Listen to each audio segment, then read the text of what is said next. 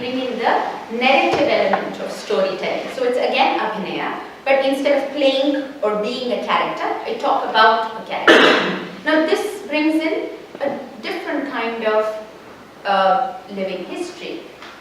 What are the stories I'm telling? I am telling stories written 2,000 years back, 1,500 years back, 1,000 years back. How have these stories changed?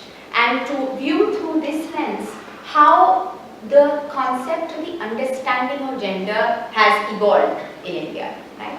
One of the view philosophy, I would say, I wouldn't go into the religious side, but Hindu philosophy uses human forms, male, female, otherwise, androgynous, as metaphors for concepts. The idea of the ultimate being is considered to be genderless, yes? So that's not being the point of this. So when they imagined the almighty or the supreme power, so to say, to be female, how did they embody this? What was the idea, right? Again, was the woman used as a symbol of fertility, a symbol of motherhood, symbol of compassion? These are ordinarily the qualities that we associate with the woman, which is bound by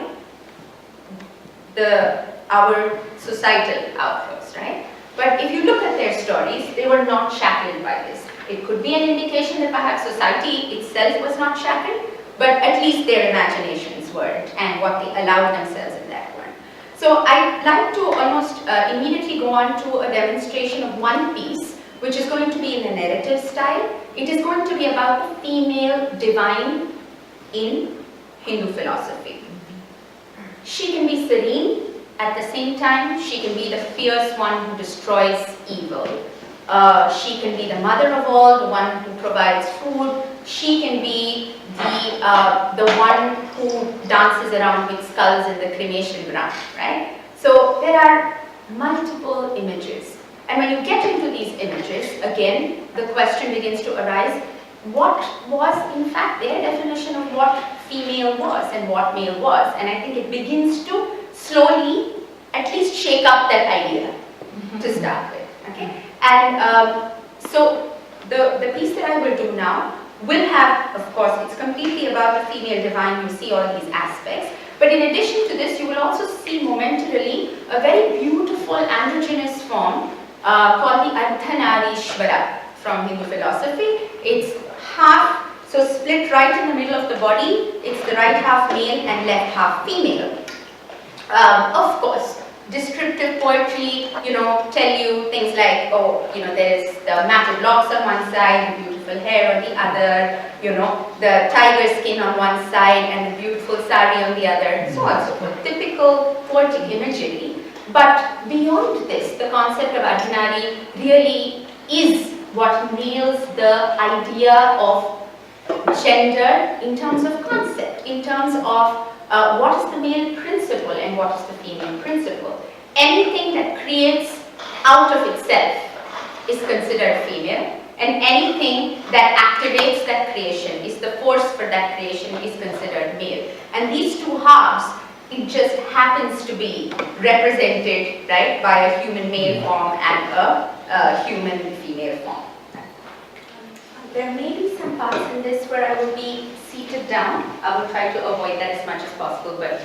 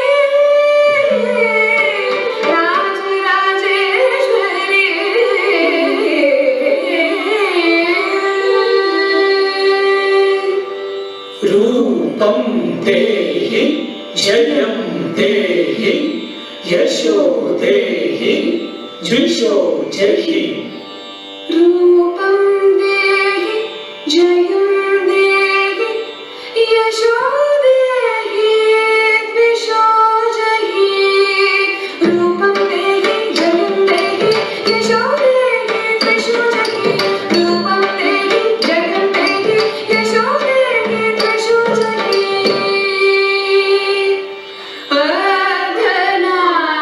Ardhanarishvara